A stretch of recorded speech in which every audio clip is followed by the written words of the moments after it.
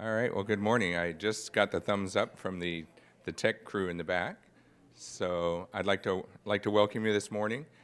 I don't know about you guys, but I heard an awful lot of things yesterday and felt like I'd kind of been bludgeoned by the end of the day. I like the hour-long formats, but there's a lot of information, so I'm glad some people could still roll out of bed. My name is Brett Bodemer, and I'm at Cal Poly in San Luis Obispo, which is a beautiful nowhere, about halfway between Los Angeles and San Francisco. A few comments about Cal Poly for those who don't know it. It's a mostly undergraduate institution, which has some bearing on what I'll be talking about because it is a mostly undergraduate institution. It has about 18,000 students. It has a motto of learn by doing, so a lot of the student coursework is studio-based and activity-based. And one of the things that's interesting about Kennedy Library at Cal Poly San Luis Obispo is the fact that we are traditionally one of the least staffed libraries for CSUs. We have 18,000 students, and ostensibly we have 9 librarians to serve them, but one of those is an archivist, the other does the digital repository, another one is sadly on medical leave, so that leaves 6 librarians for 18,000 students. And each librarian serves a college. I am the College of Liberal Arts librarian, but today I'm here with the other hat on, which is as coordinator of general reference and general education instruction. So what I want to do is talk about what we've done with undergraduates, using them for reference and for instruction. So I'll talk about that. But more conceptually, I want to talk about, sort of raise some issues about what this really means for what is the reference interview, what is a reference question. Yesterday, the people from Pepperdine asked how many people got questions like, what is the square mileage of something, and like one person said they got a question of that order.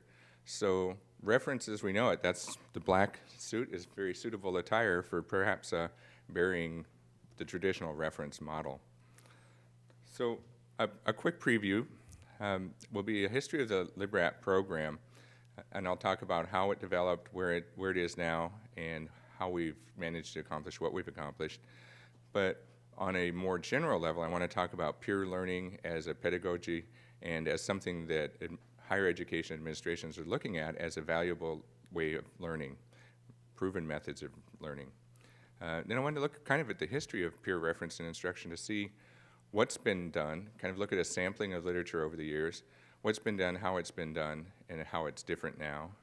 And then talk about the key principles that we've applied to the LibRAT program and how we've approached perpetuating it, and then, of course, conclusions and implications. So just a quick word about what exactly LibRATs do. They do reference and instruction. LibRAT stands for Library Reference Assistance Technician, and in some of these slides, you'll see the little red rat. That's sort of a symbol for LibRAT that fits better than our actual icon, which was designed by a student that you saw on the cover slide. So the LibRATs now cover 60 out of 70 of our desk hours per week, and 35 out of 55 local chat hours. We have local chat, and then it switches over to the global chat 24/7 when we're not on the local chat. The 2012 desk stats, this is the academic year 2011-2012, are up 59% over the same period for 2010-2011. So they are recording more things, and they write what the questions are, and it's not just, can I have a stapler?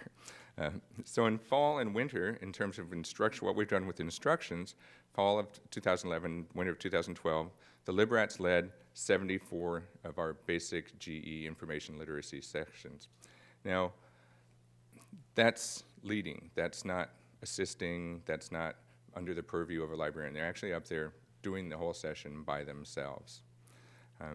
And surprisingly, their ratings are better than the librarians, or maybe not so surprisingly if you think about the peer reference. And ours weren't bad, mind you, but now that sounds great. I mean, here we have a solution to staffing a reference desk, kicking questions out to librarians when they're actual really difficult research questions, and instruction that we're increasing the outreach.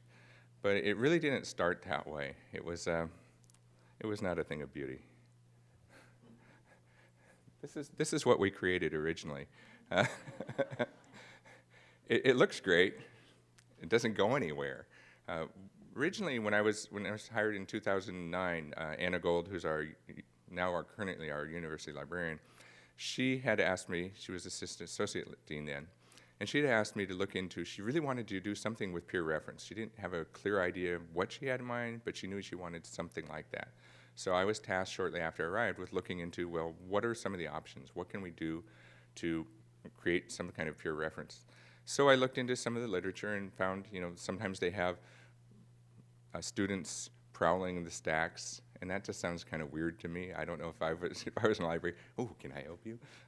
And that didn't seem like a particularly good model. We had a reference desk it's called the Research Help Desk, that was already staffed adequately.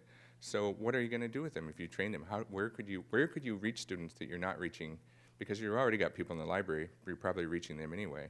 So looking at the literature, there seemed to be two things that I saw. I saw reference models where they train students to do things in the library, but I also saw models where librarians went to outposts, which is what for sake of a better word, I would call them outposts in different locations, like the University Union Building, residence halls, things like that. And uniformly, they declared failure, but they attributed the failure, and Purdue's was especially interesting because the students looked at us like we were Martians. What are you doing in our space? So my thought was, well, how about, if that's the problem, identifying that as the key problem, is how about we train students to serve the residence halls they lived in? So this is their space. They won't be looked at as alien beings. And Anna was willing to support this by putting some money towards it. So we advertised, we hired, we trained, and we spent quite a bit of time. The business librarian at that time and I interviewed people, and we hired by discipline because some of our residence halls are discipline specific. So there's one residence hall that serves architecture students mostly, and other liberal arts and so on. So we got students from 5 different disciplines, trained them on a weekly basis for all of winter quarter of 2010, and then we put them in the residence halls in spring as a pilot. Sadly, they got very few questions. So we thought, well, maybe we didn't really want to just throw in the towel after all that training, and we thought, well, maybe there's some technical issues that we could deal with. So our communication with housing wasn't ideal, so we found a point person there that we could always go through, and some of the locations of the desks were maybe not ideal. The students, we always got feedback from the students on what was working, what didn't seem to work, and most of the questions they got were, what are you doing here? So it was sadly just like when the librarians were there. We hadn't really gone anywhere. It was like this picture here. So we stuck with it for fall of 2010 because we didn't want to just declare defeat right away. And we also decided, well, we've trained them. Let's extend our local chat hours and have them do chat reference so we can see if they've learned anything and if they can actually do this. So we emailed the chat transcript so we can look and see what people are doing, and they actually did a pretty good job. Sadly, they hardly got any questions. Once again, only when a couple of research papers were due. So here we had, these students who were really trained up, and actually they couldn't go anywhere. So a bicycle like this actually will travel. All you have to do is find round ground. So we had to kind of look, okay, so if you can get this thing to move, you have to put them in the right place. So what were the trains we could look at? It says we've got these students trained up, and Anna was still willing to spend money on them, so we had a couple of trains. One would be the desk train. Okay, looking to the spring of 2011, we had some issues coming up. We had 3 retirements on the way. Okay, that's going to be an issue because after the people retired, there's still this hiatus where the new people have not been hired. We also had 1 paternity leave. That was on the horizon. That was expected. That was me. So that was kind of key to a couple of the operations. And the other came up later on. We couldn't anticipate this, but we also had 1 catastrophic medical leave. So suddenly we're looking at the desk and we're saying, well, they can do it on chat. Why can't they do it in person at the desk? And we had 1 half-time librarian was retiring permanently, and the 2 librarians were retiring, would be replaced, but we were losing the 1 position entirely. So this was what the pattern of the desk coverage looked like in fall of 2010. So we had a consortium of 9 librarians doing about 40 hours a week at the desk. They had traditionally used graduate students to cover weekend and evening hours, but we already infiltrated with 1 LibRAT because she was really well trained, and she's actually at UCLA Library School now. She liked it so well. So we had one LibRAT and 2 graduate students covering 30 out of the 70 hours per week. And we had a total of 760 recorded transactions. Now, one thing about our research help desk is at the back of the library. It's a geometric thing. We keep trying to figure out a way to address it. They've tried to change it before, and it was, when they had it closer to the circulation desk, it was even more confusing for people. So the one thing about this is the questions we do get there are usually a little more, people are coming there for a reason. So if we fast forward 1 year, we have fall of 2010. So what we have now is 60 of the 70 hours are being covered by the LibRATs, and we have one, what I would call a heritage graduate student who has basically been grandmothered in or grandfathered in to the LibRAT program. So she participates in all the training, and she's actually learned a lot because she hadn't received the training that we gave the others. So for all intents and purposes, we consider her a LibRAT. We have one half-time librarian who does 2 hours every weekday at the desk, but he's available the other 2 hours while he's working on projects, maintaining the reference collection and weeding projects that he's assigned. So our transactions went up 760 over the previous fall. Now this may be in part because the librarians were kind of lackadaisical about that, but just recording transactions actually suggests the level of professionalism that is what you want at the desk that maybe wasn't being enforced before or participating before. They understand that their job relies on that. And it's not that we just do tick marks. We have an online survey form where they say what kind of question it was, how it came, whether it was phone or in person, and what the question was and what the answer provided was. We read these all the time, and the students read these to get better ideas of how to answer questions and the kind of questions. So this has really solved the desk issue, and now for our 6 college librarians, we no longer have to be on the desk. We get referrals when they get a tough question, but we actually have so many other things to do. The desk was kind of not the most optimal use of our training. So the other terrain that we looked at was the instruction terrain. So we've already put them at the desk, and they've done well there. And in the instruction, in 2009, we are under a WASC review. It sounded quite like one of the other libraries yesterday where they were working at assessment and things like that. But one of the things that Cal Poly was trying to do, that the librarian who's now on medical leave had started, was a GE A1, A3 program aimed at lower division courses that had a research paper. So she'd been working with English faculty and communication faculty to arrange sessions that could be done, just one-shots, that could be done at the time when the students are working on the paper. So we're getting them at the right time for a meaningful session. So the first year, which was fall 2009, we averaged about 20 sessions a quarter. And she and I both worked on this together, which is probably how I've folded over into doing a lot of this now. By fall of 2011, we were maxed out because it was proving popular with, we got some traction. Of course, you do a good job, and then suddenly you've got more requests than you can actually fulfill. So in fall of 2010, I wanted to see exactly how many sessions I could teach, including my CLA, my College of Liberal Arts sessions. So in fall of 2000, 2 librarians, so this little guy with the book is representing librarians, we taught 45 sessions. Of those, I taught 31, in addition to 30 other sessions. This is an 11-week quarter, mind you. So that's just not sustainable. You can't, I don't think you can actually provide 31 sessions and really be fresh and crisp and really have your heart in it. So, and let alone the voice, especially when you have other obligations. We did reach 990 students, which is good for a quarter. So in spring of 2011, we started to have the LibRATs lead sessions. And by fall of 2011, this is the result. We were able to have 59 sessions with equitable distribution between the various parties. Now, if you were just using the students for instruction, this wouldn't necessarily work because there wouldn't be enough hours for them. But as it is, they have a certain number of hours at the desk, and then they always want more hours up to the max that they're allowed. So unlike when you're asking a librarian to, oh, we really need help with this, you can say, hey, I've got these open teaching gigs who can do it. So there's usually not a shortage of people. There are times where that doesn't happen, and that's when I would ask a couple of the other librarians who agreed to pitch in on this. So I taught 10, and the other 2 librarians pitched in for 4 or 5 sessions when I wasn't able to teach. So we're reaching far more students this way. It's much more sustainable. It's got potential. If we look at the fall and the winter, we had 104 sessions taught in fall and winter of this year versus 58 the previous year. Now the 58 is a little unnaturally low because I was on paternity leave and I was one of the 2 people doing it, but you have to allow for the fact that people are going to be coming and going and not always have full strength with your librarians.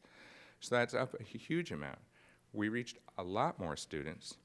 And an interesting thing, at the end of every quarter, I meet with the LibRATs and we talk about, well, what can we do? What can we do differently? They like the teaching, but what they really noticed was that we had some 2-hour sessions that were available, and there they would do the regular presentation for the first hour, and then the rest would be devoted to hands-on searching.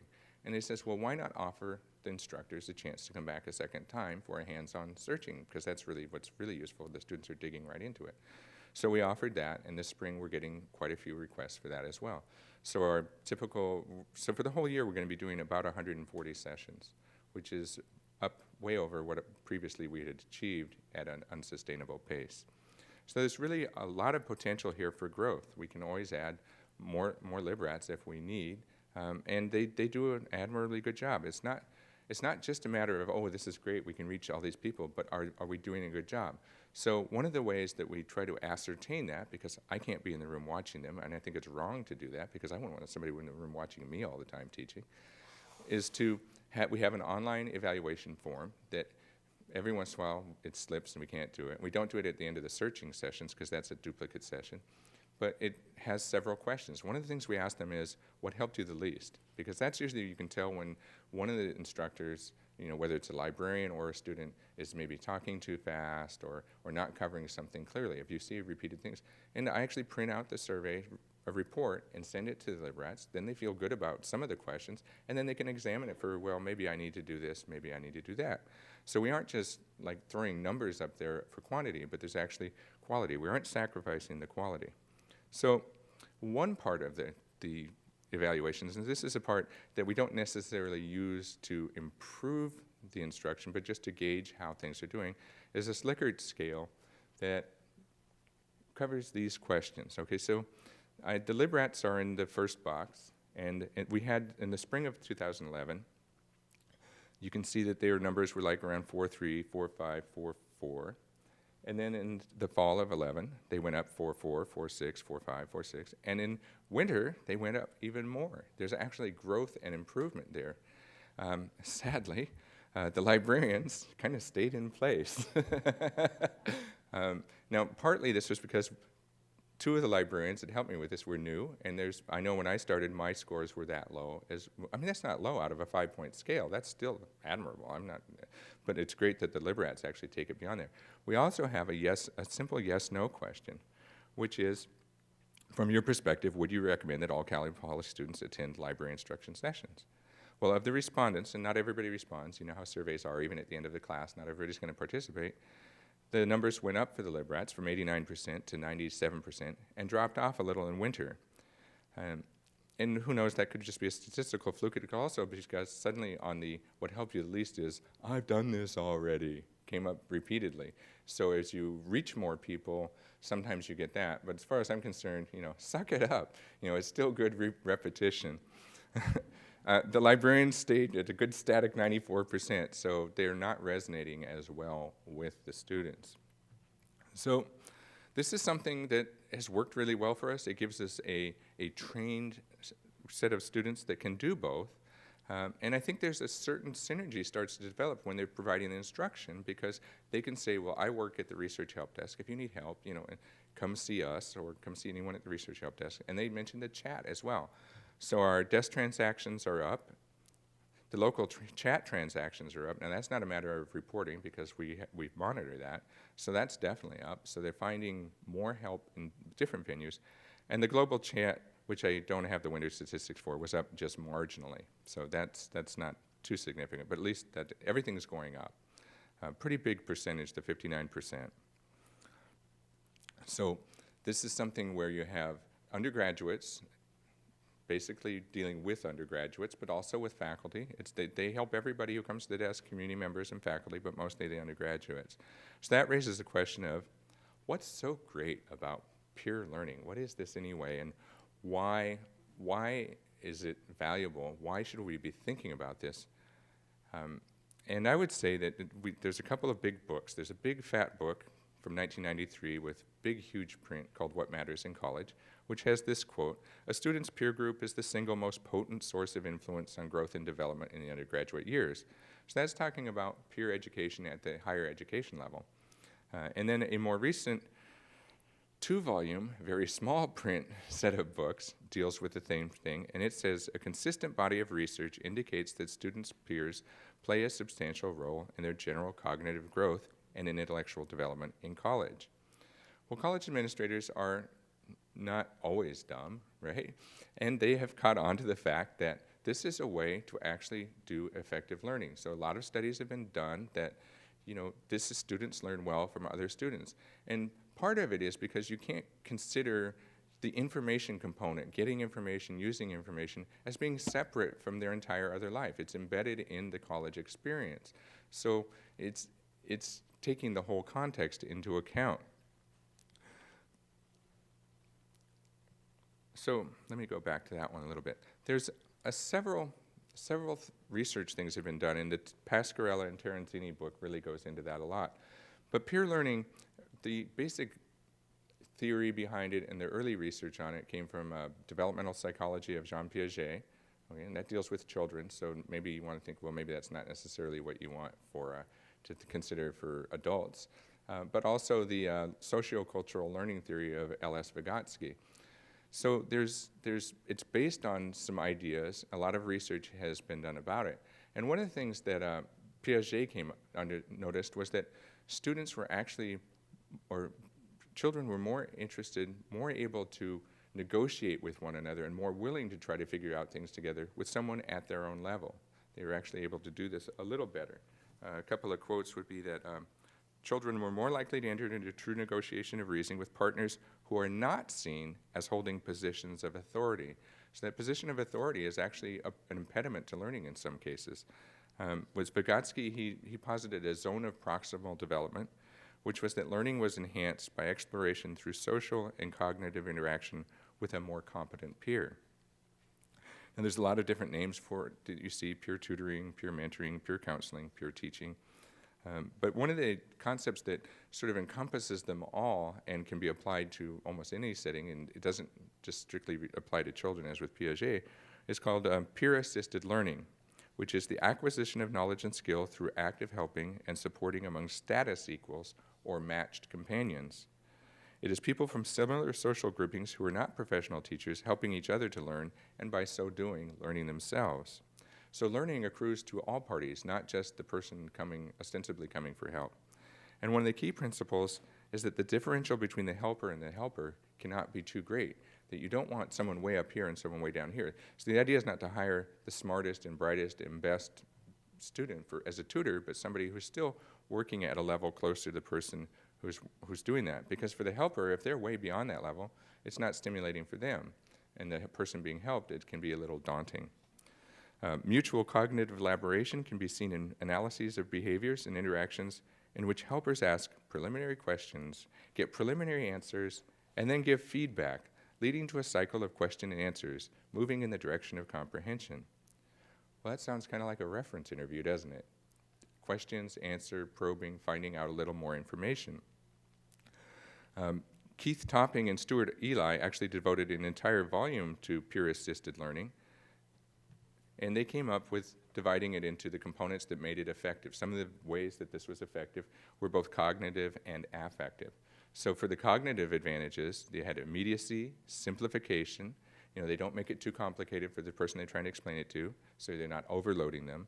They're doing modeling of it. Look, I can do this, so you can do this. And they are a little quicker to correct their errors. And they can do problem identification, definition, and solving. Whereas the affective components are identification, which again could go right on hand in hand with modeling, bonding, modeling of enthusiasm. Oh yeah, this is really a good thing. You could use this. coping, self-confidence, self-belief, reduced anxiety. So you see someone like yourself doing something, you're going to feel like, oh yeah, I could do that. That's going to be more effective. Now, there's another concept that really seems to me very germane, and although Eli and Topping actually they deliberately exclude it, that might be because one of them is British, but I'm not sure, is the idea of peer mentoring. Now, peer mentoring, actually, if you think about the term, is kind of an oxymoron. You know, mentoring originally comes from Homer and being, you know, an older person helping a much younger person over a long period of time. But in the 80s and 90s in the business world, peer mentoring kind of came forward a little bit. And people said, yeah, it helps to have someone who's closer to you, working you with certain things. So there's a lot of correspondence between peer counseling, peer mentoring, and these things. So if we think about this in a context of a reference interview, or a reference transaction, if you would, here's some of the commonalities: nurturing for mentoring, coping for peer learning, serving as role model, modeling, teaching, bonding. Very similar domain, semantic field and ideational field. So here's the traditional reference transaction. Okay, this is what librarians have done for, you know, up until the information age and well beyond in some cases. Here's your librarian who's in a superior position. Here's the person who's in an inferior position, asking for help. Now, this person who's the librarian has this vast command of all these tools and resources and really knows them up and down and can push a few of them towards the poor supplicant who's coming for information. So this can be a very daunting kind of thing. Here's what I would suggest, is that the peer-to-peer model is more like a mini mentoring reference moment. You have someone who's just slightly more advanced than the other student, who's in the same, so the pink halo would represent that they're in the same milieu, the same college environment. They may have taken the same classes. They have some of the same issues and concerns. And this quote below is from I think he's an administrator at a college in Massachusetts, and he says, and it was an article about how to broaden peer mentoring in higher education, is a peer can talk with students about relationship violence, study skills, self-advocacy, and library resources in ways even the most knowledgeable professional cannot. A peer will use communication tools, media, and language that may seem foreign to those a decade older. So that's something that they can communicate at a par much more easily than someone going to someone at a higher level. So the question would be then, well, why haven't people, you know, how has this been used before, and have people used undergraduates, and how have they talked about it? So what I have here is a sampling of articles. There's a lot of articles, and my guess is that a lot has gone on that has never been documented through people writing articles. They may have not wanted to write about the fact that they're using undergraduates at the desk. They might be feeling like they're ratting their profession out. There might also be the fact that maybe there wasn't much. But what I noticed was a definite trend that in this mid-early 70s, you could see a couple of examples of people using undergraduates at the desk. And then it rose a little bit in the 80s, in the 90s, and continued to rise incrementally until finally, I think in the last few years, you see more examples of it and people saying, yeah, this is okay, this is a good thing to do. The librarians from Pepperdine yesterday are using what they call library ambassadors at their desk, which is just basically the same thing as the LibRATs, but without the teaching component. So just to look at a couple of the examples to see what they were doing and why they were doing it, to get that sense of how it was being done. So actually at the CSU Fresno was the earliest example I found in the mid-70s. And William F. Heinlein, who is the director, he looked at what was available. He saw that they had long lines and really couldn't understand why they had the long lines, and did an analysis of the kinds of questions they received. And he noticed that 70% of the questions were answered with facts about the internal operation of the library. I think we all encounter a lot of that, right? Where is the pencil sharpener? Where are the accounting books? This was the 70s, remember. Another 11% regarded external facts, such as the population of Peru, and only 19% of the total qualified as complex research questions. So 80% of the questions basically don't require an MLIS to answer.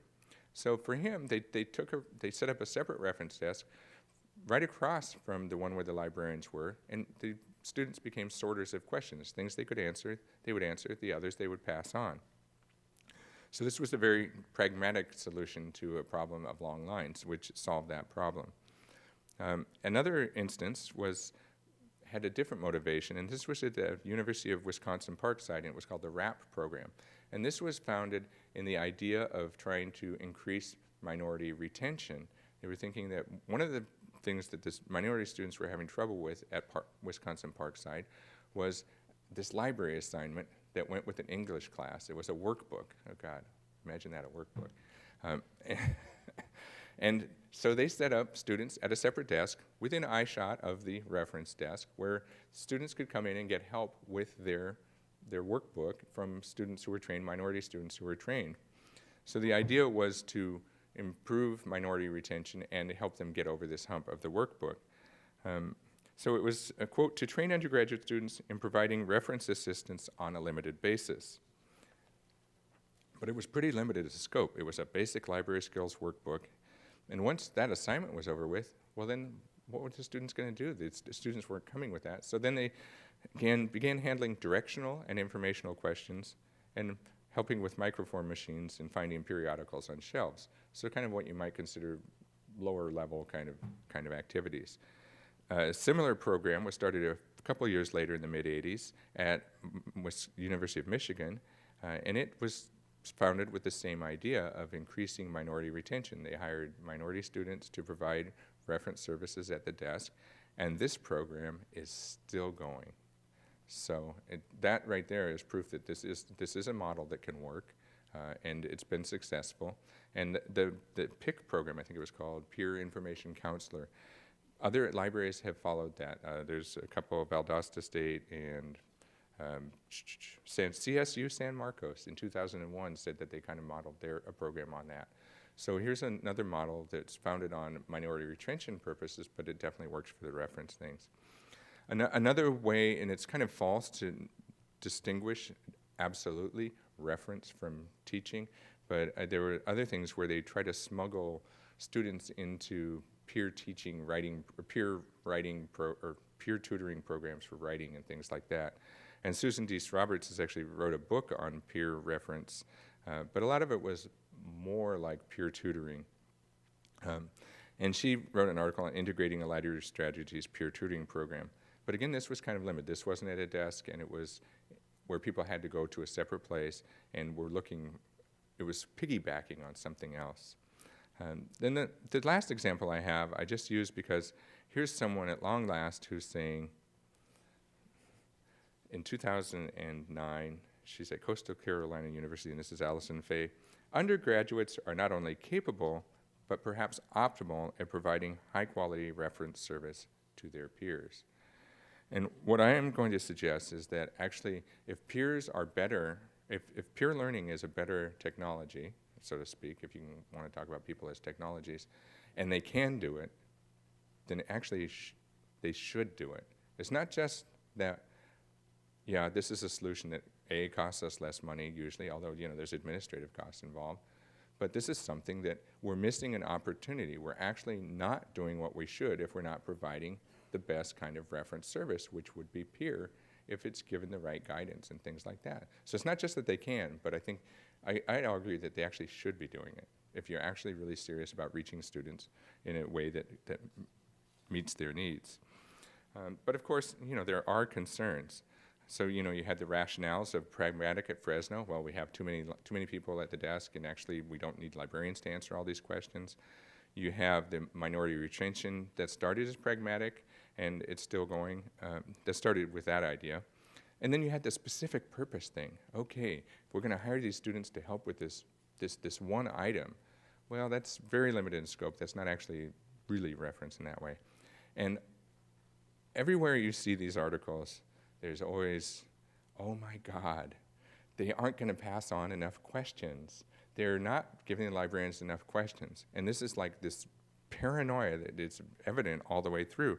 And I mean, you can say it's paranoia on the one hand, but you also say it's really a concern for professional expertise, for professional standards. You don't want to just pawn it off on students. You want them to get good service.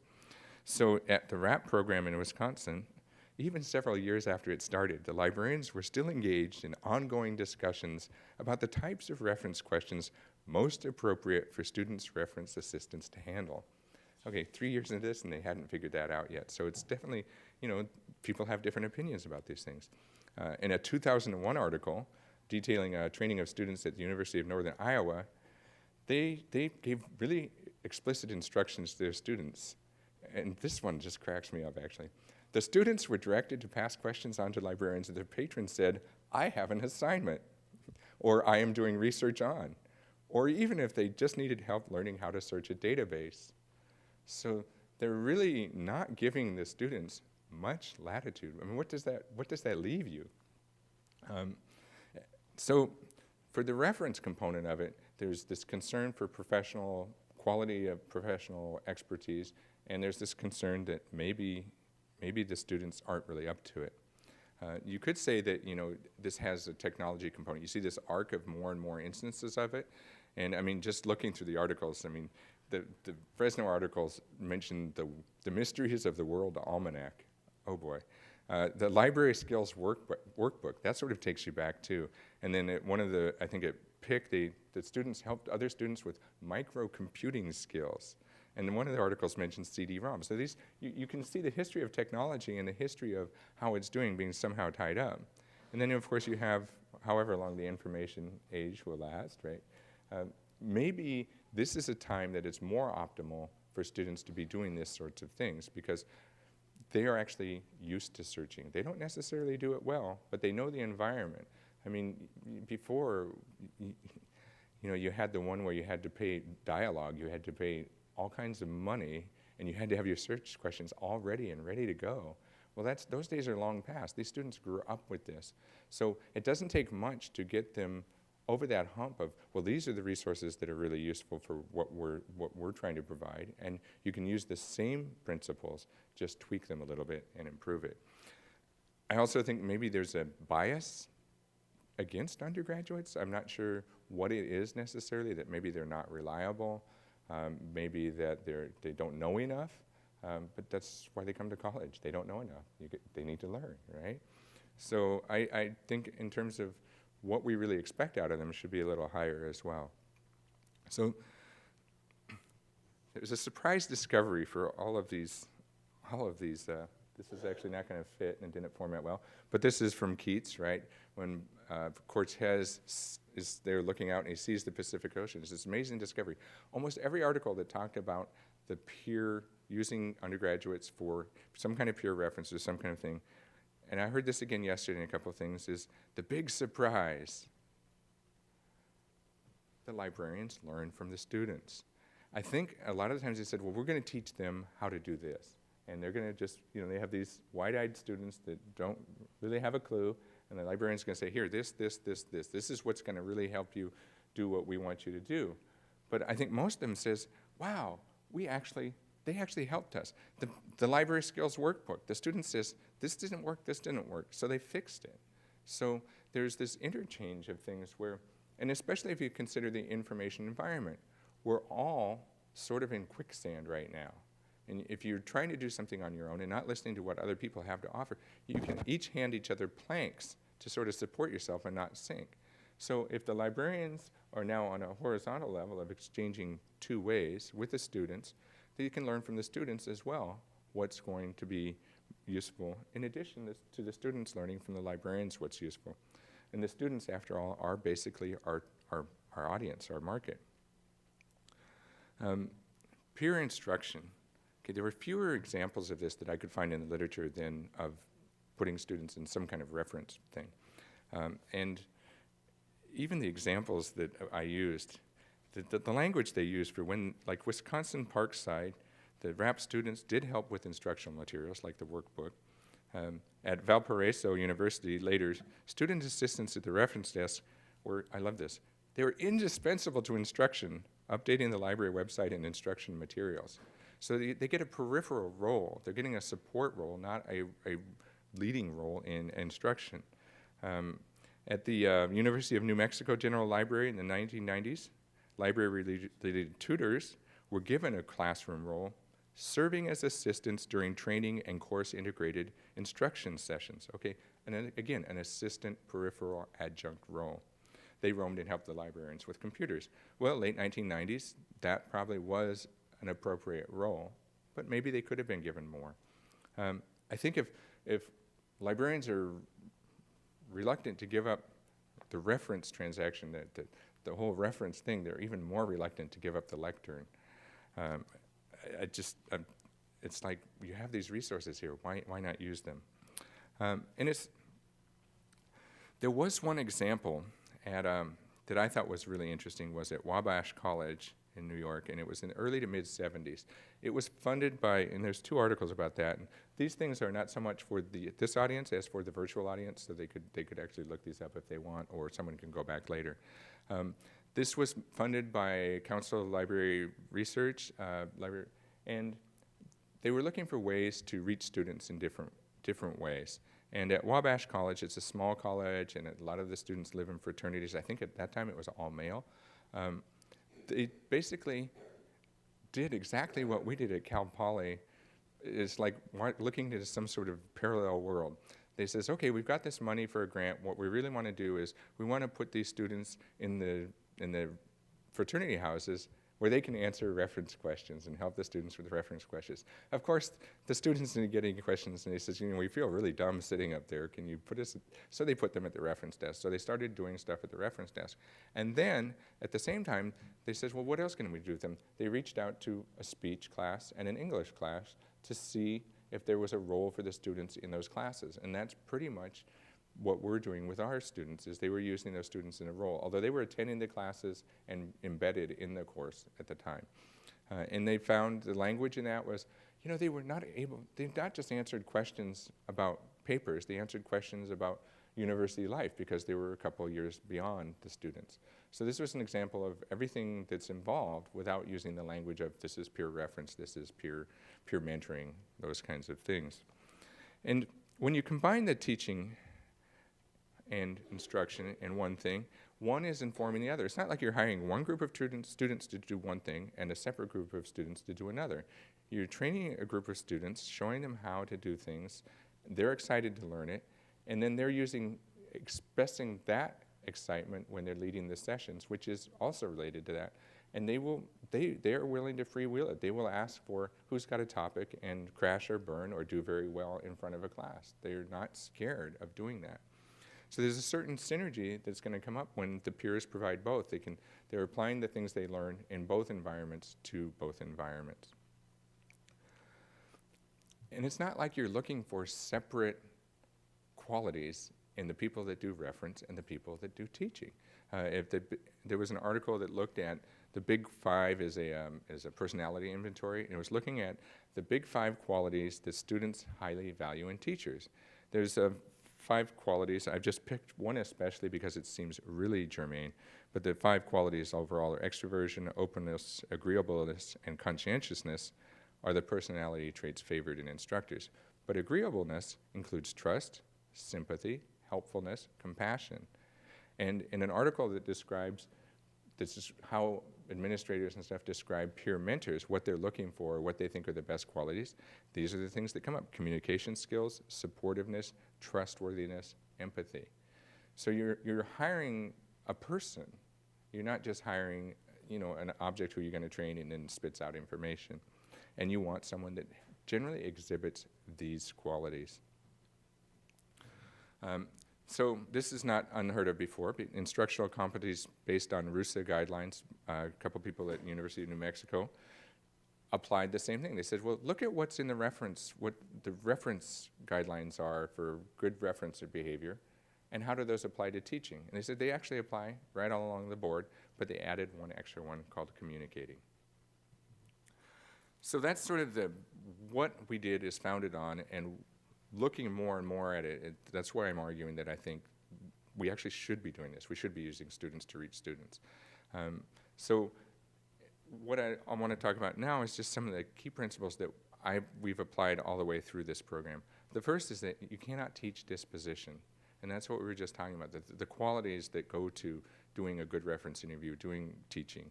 But you have to look for that when you're hiring. the mode of communication, it's not going to be, we're hiring you, you learn this, you do that.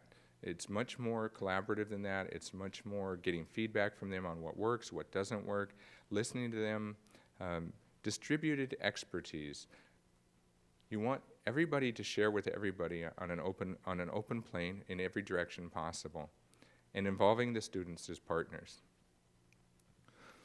So I would talk briefly about the application of each of these principles to anything that would be involved with trying to get such a program going. So the hiring. For the hiring, it might seem simple, and we go through the campus online site, but you can require several things if you want. So we require a cover letter and a CV. If one of those is missing, we don't even open it. It's like, well, they can't follow instructions. That's not the person we want to hire. One of the things we really look for in the cover letter and in their CV is service industry experience, restaurant work, barista, even babysitting, something where they're serving other people's needs. And we look for previous volunteer work. Anything like that suggests that this is a person that probably is helpful by nature.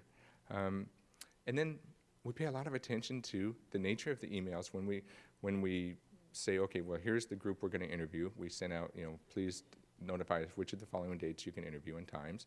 You look at that email to see what kind of polish they have, whether it's really communicative or it's just blunt or they aren't really thinking about that. And so the qualities we look for in the actual interviews are those that we've just described. So the most recent round, and we'll start training them actually Friday, we'll be training them all spring to start up in fall quarter. We had 62 applications, we interviewed 12, and we hired 4. There could have been 3 or 4 more that would have been just fine, but we were looking for distribution between disciplines as well, because if we have a business student there, the business student can explain to the others what are good business resources. If we have an animal science person there, the animal science person can do the same thing. So you're looking for that distributed knowledge that they can share with each other, so you don't get 4 clones working with each other, and you don't get all philosophy majors, God forbid. I was one. So that would be to the hiring. The training, we're going to be training the first generation. This is our 3rd generation of LibRATs. Last time we only had to hire 2 because we only had 1 person leave the program since it started. We hired and trained for the whole quarter. We're going to be meeting every Friday for an hour for the first 6 quarters, and they'll be working side by side with other LibRATs at the desk for 2 hours a week. So each of the librarians will come by, do a small presentation so the LibRATs know who they are and know what the key resources in their field are, and to get that familiarity so they know what's going on. There'll be the usual thing where you cover interview protocols and safety procedures and those things that are important, but for this discussion, not that important. It's important that they feel that they are responsible for it. They don't come to me when they can't cover a shift. They are supposed to go to themselves. When they only come to me as last resort when nobody else can cover it. By and large, they always cover their own shifts. I've only had to cover 2 shifts in a year, so that's pretty amazing. I think I would have had to cover more if it were librarians who always have so many other pulling needs and obligations. I mean, it's crazy. Well, I can't cover that shift because I got to teach. Well, that's true. I mean, you have to admit honestly admit that most librarians are running around doing far too many things. To the instruction training,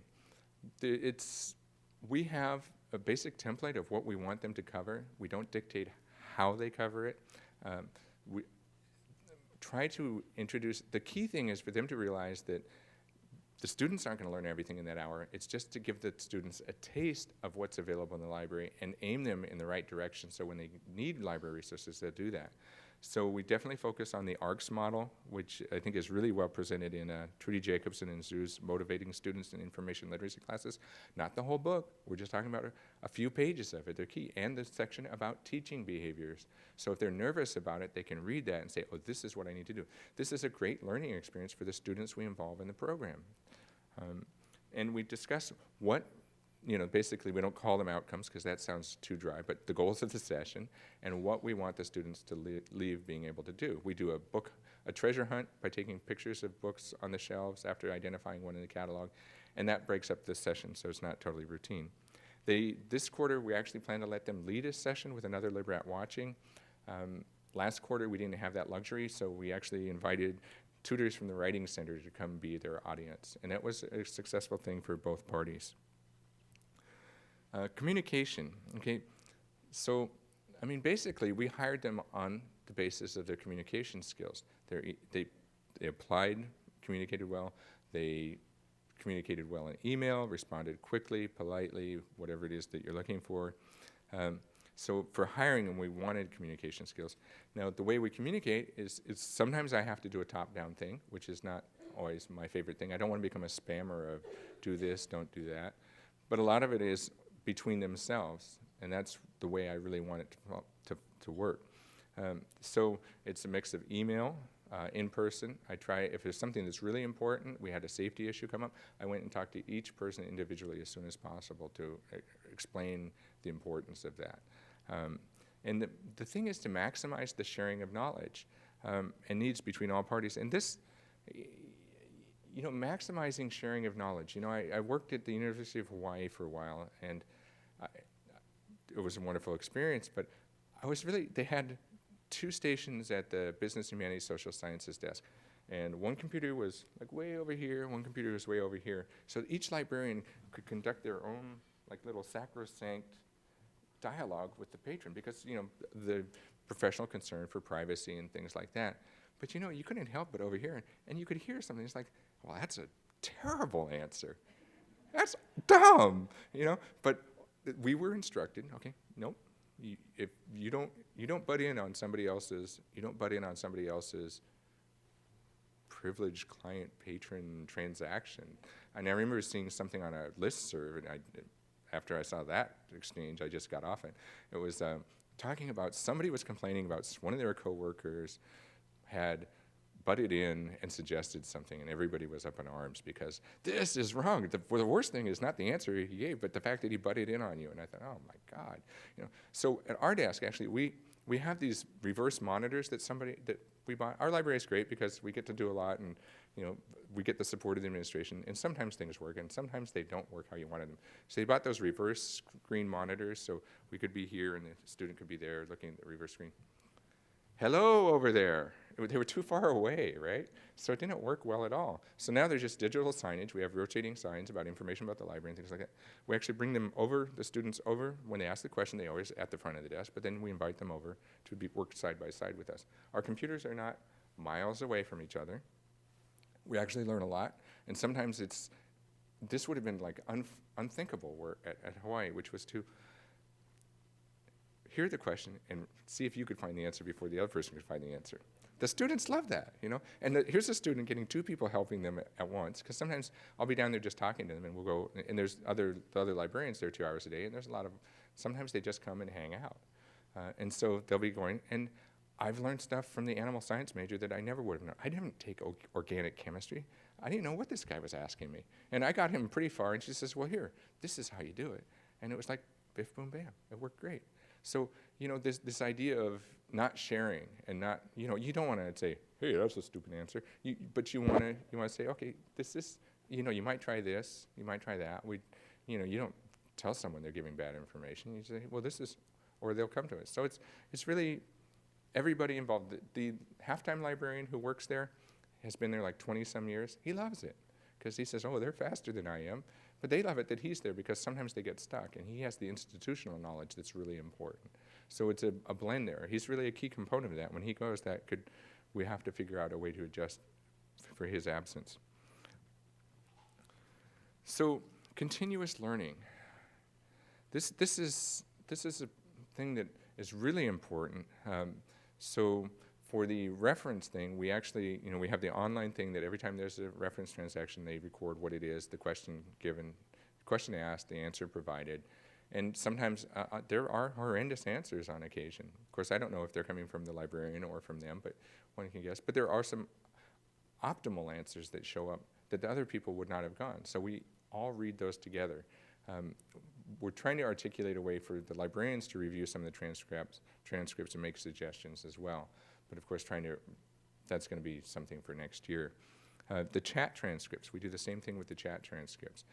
Those don't bear personal information, which is great because you're not ratting out a particular individual. They're just And it was really funny because I actually had we have some of the chat is done by librarians, some is done by technical staff, and during one of our meetings with all of us together, I gave everybody pairs of people chat transcripts to look at, and they just assumed they were all from the LibRATs, but actually they weren't. They were all over the place. And I know some of them were their own answers that they were critiquing. So it was really quite interesting to see, but they saw things that I didn't see that were flawed. So it's a way to get everybody to participate in making things better. And as I said, at the online surveys we conduct at the end of the classes, I don't print them out every time, but when they first teach a few times, I really want to print that out almost right away, email it to them so they can look at it, feel good about it. I haven't had a bad one yet, and some of them, they like to see improvement. People are like that. They're grade oriented, so this is like a class almost where they get this grade of this thing, and they can see, well, they're saying I'm talking too fast. Perhaps I should slow down. So if you want more details about this, there is a LibGuide. You can probably just type in Cal Poly LibRAT recipe book or something like that. A lot of that information I haven't updated. I'll probably update it at the end of this quarter when there's more time. But it has a lot of the articles we looked at for strategizing. It has some of the actual documents we used for training, some of the documents we used, the survey tool. There's a link to that, so you could see that as well. So conclusions and implications. Okay, so we've seen that there's definitely an increasing incidence of programs like this since the 70s. And maybe there's got to be a strong technological component, but I think there's also probably a bias against undergraduates for this. I think there's enough programs that have done this. I know that Cal Poly Pomona is doing this, Pepperdine's doing this, all sorts of places are doing this that I didn't necessarily run across in my sampling of the literature. So undergraduates can provide reference. With the proven effectiveness of peer learning, then I would say they also should be providing it. They can do both instruction. I haven't found many examples. I know Brigham Young is using students for instruction, and Arizona may have for a while, actually leading a session unattended by a librarian, actually leading it like a teacher would. And I think this is something they should be doing both if we really want to reach our users. Well, that does bring up the question, then, I did a small version of this at Carl Dig in December, and somebody asked, well, if you don't teach, and if you don't do reference, what do you do? Well, there's a lot you can do. And after that question, it was a good question, and I sort of dug around to see what people had proposed. And I came across this interesting article in 1992 called Shaking the Conceptual Foundations of Reference, a Perspective. Well, this is like 20 years later, right? But it's still, he wasn't totally off the mark. He didn't call them the people formerly known as reference librarians, but he did talk about them as people who used to be reference librarians. And he said, what we need to become, what reference librarians need to become, are access engineers. He was the University Librarian of Duke when he wrote that. And he thought the people formerly known as reference librarians should be experts in knowledge cartography. Well, that's what we are. That's what librarians have always been, knowing where sources are. But the idea of expert right now, an expert, your expertise that you got yesterday is not going to stand you very well tomorrow. It's continuing, ongoing quicksand expertise, expertise in treading water, expertise in learning as much as you can, finding what's useful as easily as you can from useful sources. The other component is consumer analysis. Well, the students, in a sense, are our consumers. So what better way to analyze your consumers than to work with them, than train with them and learn from them? I've learned so much about what was useful to them that I never would have projected. And I think this is true in other programs as well. And then the final part is the access engineers, actually getting the people to the information. It's not so much about, okay, you find that book over there, but the issues you have with databases. That's a lot of our questions. I see this article, but I can't get the full text. So things like that. And honestly, the faculty have the same problems with that, and the students have dealt with them just as well on those sorts of issues, if not the more complicated issues. But they're instructed, when you have something, try a question. If you flail too much, kick it out to the appropriate librarian, and they do that. So, thank you.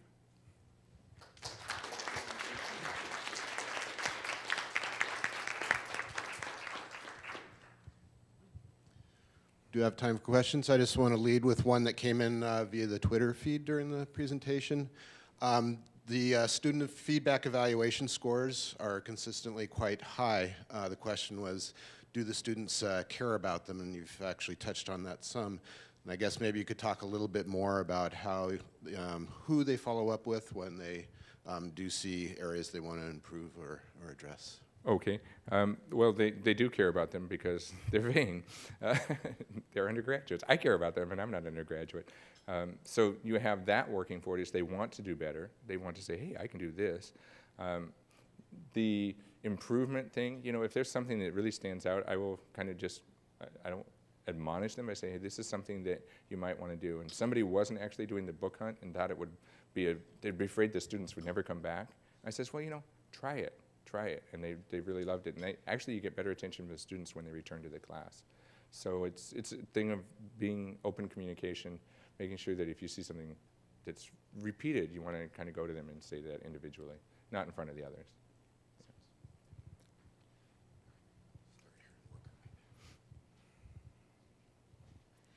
I was just wondering, when you have the LibRATs doing the instruction sessions, do you get a lot of pushback from the faculty? Do they seem to be upset that they're not coming to a librarian? I know, like, at our university, we kind of pair up our librarians, or our subject specialists, so they have this relationship with the faculty. And I was just wondering how that has translated into the LibRAT program. Well, we only use them, although with a couple exceptions for the more advanced animal science LibRAT. We use them for the GE program that we have, which is aiming at like English 145, English 130, the lower division English courses and communications courses with a paper. So Navjeet Brar, who had been working on this before she became ill, had really connected pretty well with the communications faculty and the English faculty. So I was able to build on that. And I actually participated in the learning community while I was on paternity leave. It was one of the things I did. And I got a lot of buy-in. It was on critical thinking. And I got a lot of buy-in from the 6 people in that. And that spread the word of mouth. So these are not faculty. These are the instructional faculty, right? The lecturers who are really doing the front lines work, which is kind of appalling if you think about it. So we don't use the LibRATs necessarily for the upper division. And even the animal science student is doing introductory level animal science things, even though she could do a lot more. So there's no pushback from the faculty because, although on a reference question, a faculty says, called me up personally, said, I just talked to a librarian, not knowing it was a student, and she just referred me to the OWL at Purdue for a citation question. Why is a librarian doing that? And turns out it was one of his students, and he had us both working. It became very funny when he found out he knew this student. I says, no, there's a student down there right now. So, you know, you do have that issue of the reference is actually more critical, I think, than the instruction, because they know, I've communicated clearly, it will be myself, a librarian, or a LibRAT. And they love the idea of the LibRATs. The lower division, or the lecturers and instructors really, and I had one instructor who saw 4 different instruction sessions in one day with 4 different people doing it. So he gave me a great breakdown of course, he liked mine the best, but that's because he's my age. You know, he said the students, you could tell the students liked one of them, others a lot better, so. Thank you.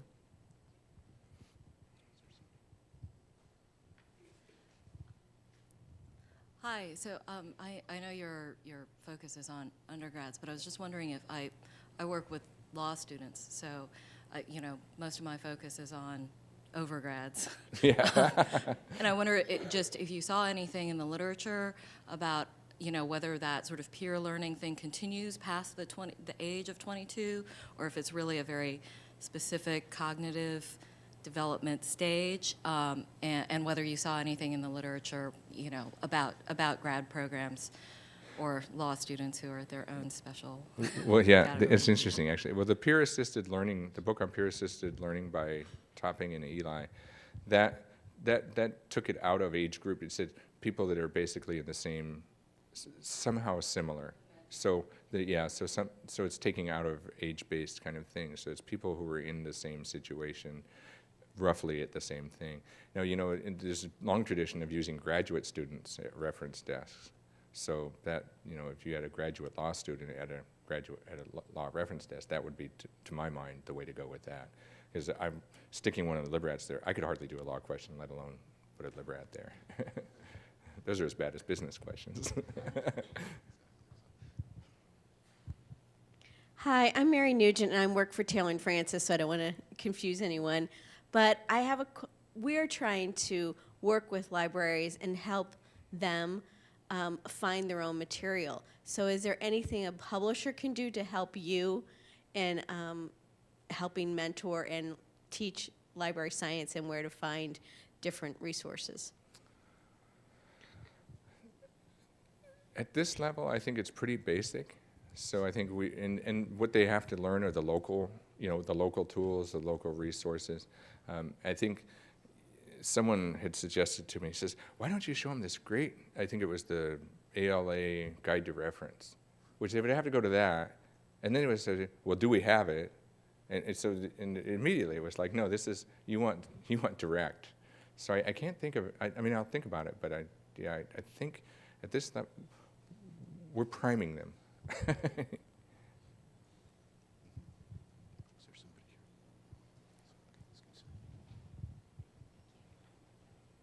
This is more of a comment of just something that also might be helpful. At my previous institution, one thing the librarians all did is we filled out a 3-question reflection form after each instruction session. And doing that, it was public to all the librarians. Doing that really helped us learn from each other as well. So it was a different kind of peer learning community just among librarians. So I think that something like that might also really help the student, the LibRAT peer learning community, just learning from each other. Oh, yeah, that's a great idea. I like that. Hi, Brett. Hey. I have 2 questions for you. The first one is, how do the LibRATs feel about being called rats? I'm just curious. Well, they actually like it because we have the very anodyne logo, which is, we sort of feminized the rat a little bit in a sense. It's not a vicious, mean rat. It's and the logo, we have it on everything for the research help desk, so it's becoming identifiable as kind of a branding thing. We had cups, they have shirts, and they had a bag. They loved it. So, fortunately, it was a really talented graphic design student who made the logo for us, who worked up in our IT division at the time. Okay. My second question is not as fun. Okay.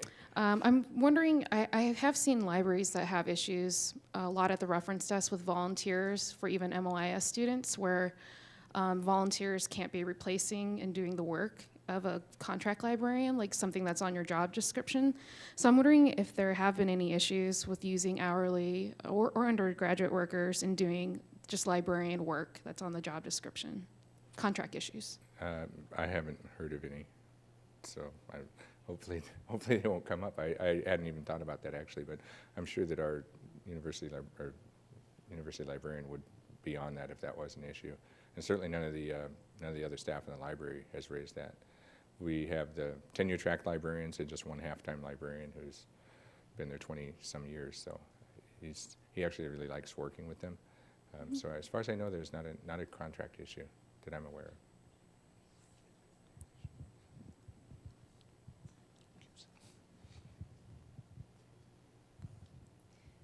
Can you describe a little bit more the training program that the LibRATs go through? You mentioned it was a quarter before the quarter that they go solo.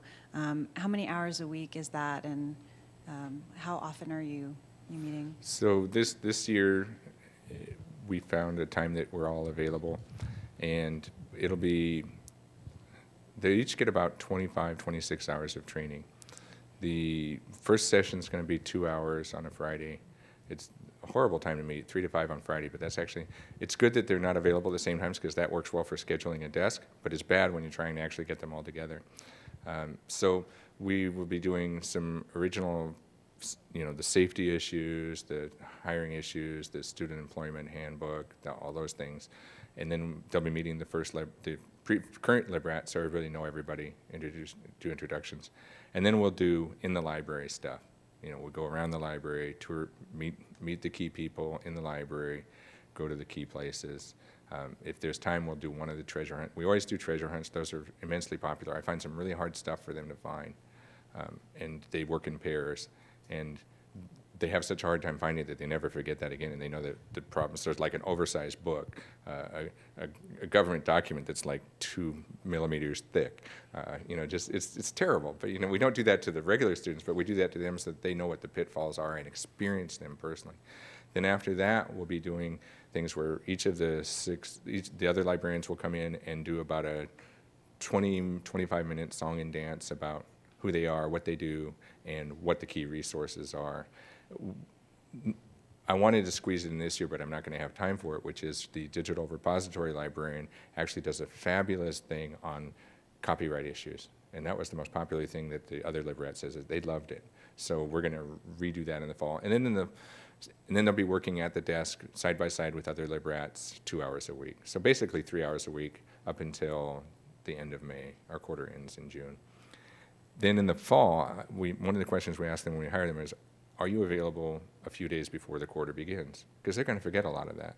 And then we do a refresher treasure hunt, refresher this and that, get them on board with any changes that have come up. Like we had to start doing the microforms. We had to start doing retrieving microforms over the summer. So we had to come up with a system for that. That's another of their jobs, is to help people with the microforms. Now, we actually have high use of microform of particular kind, which are senior projects up till 2009 are all on microform. And it's really important for the students to look at previous senior projects. So it's old school, but it's something, and they're better at that than I am, that's for sure. That help?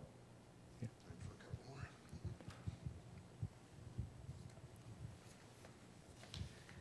Hi. Yes, I'd like to just ask, what kind of things do they teach in the instruction class? You said you give them a general outline, but what is the actual curriculum? Content. Okay, so we have one component is the OPAC, doing a very almost minimalist presentation on how the OPAC works, how to identify a book, how to figure out how to get that book, and then they go out in teams of 2 and take a picture of that book, and it's a race for candy.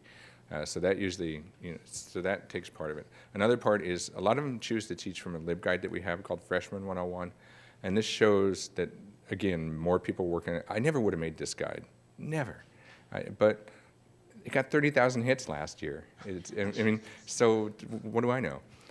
So a lot of them will teach from that guide, and then they go through the things. It's usually a pro-con paper or some kind of issue paper. All the faculty have different takes on it, so we have a kind of thing that is uniform. So then they'll show them an EBSCO database, because that's really the most useful, easiest database to use, and then like CQ Researcher and opposing viewpoints, and then the citation tools and where they can get help. Because that's the key thing, is they leave them with where to get help. So OPAC, Link Plus also, we have that consortial lending, that's huge. So OPAC, Link Plus, databases, and where to get help. How about budgeting for these positions? Did it come through, like some of your closed positions, or do you pay them quite a bit more or than your regular student employees, correct? Or? They get the same as the regular student employees, but they love this job, and it's not like at the circulation desk where they're constantly having to do things that they consider menial. We've only had one person leave. They get paid the starting wage of other students, and of course, the longer they're there, the more their wage automatically rises. The funding, it's handed magically to me from the university librarian.